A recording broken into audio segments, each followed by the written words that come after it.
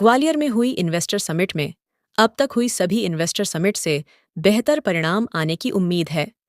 क्षेत्रीय स्तर पर औद्योगिक गतिविधियों को प्रोत्साहित करने के लिए प्रदेश के विभिन्न भागों में की जा रही इन्वेस्टर समिट के परिणाम प्रोत्साहित करने वाले हैं। उद्योग समूहों और निवेशकों ने मध्य प्रदेश सरकार पर भरोसा जताया है। राज्य सरकार उनकी अपेक्षाओं पर खरी उतरने के लिए प्रतिबद्ध है। इन्वेस्टर समिट प्रदेश में रोजगार के अवसर बढ़ाने में महत्वपूर्ण भूमिका निभाएंगी।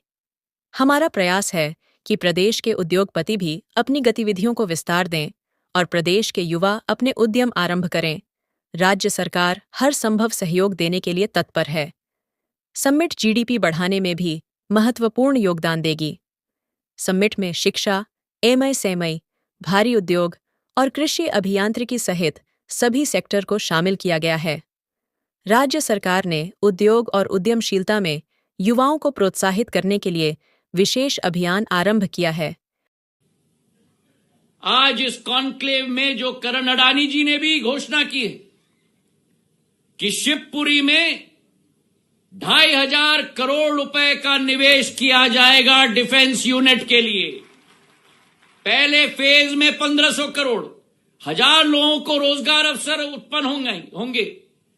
गुना में सीमेंट ग्राइंडिंग यूनिट 500 करोड़ रुपए का निवेश। और जहां उद्योग की बात की जा रही है, तालियां कम बजी में।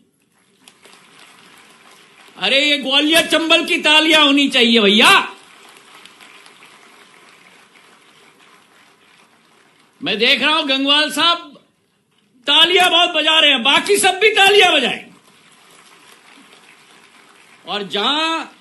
और यही औद्योगपति की पहचान होती है कि जहां उद्योग की सोच हो, निवेश का सोच हो, वही अडानी ग्रुप ने केवल उद्योग और निवेश का सोच नहीं रखा है, लेकिन हमारी लाडली लक्ष्मी को लखपति दीदी बनाने का भी सोच रखा है, जो बदरवास में हमारी बहनों को, जिनकी जैकेट डॉक्टर मोहन यादव जी ने मुख्यमंत्री जी के रूप में भी पहना है, उनको आज देश में उनका एक एक हाथ का बुना हुआ जैकेट जाता है, पूरे विश्व में जाए। ये अगर उस समय टेक्नोलॉजी का जो भी उपयोग करते हैं वो अगर उद्योग धंधा लेकर आते हैं तो हमको उस समय भी स्वागत करना है। और बाद में कोई कारण से सिक इंडस्ट्री हो गई, बीमार हो गई, तो सरकार का तो बड़ा मन होना चाहिए ना।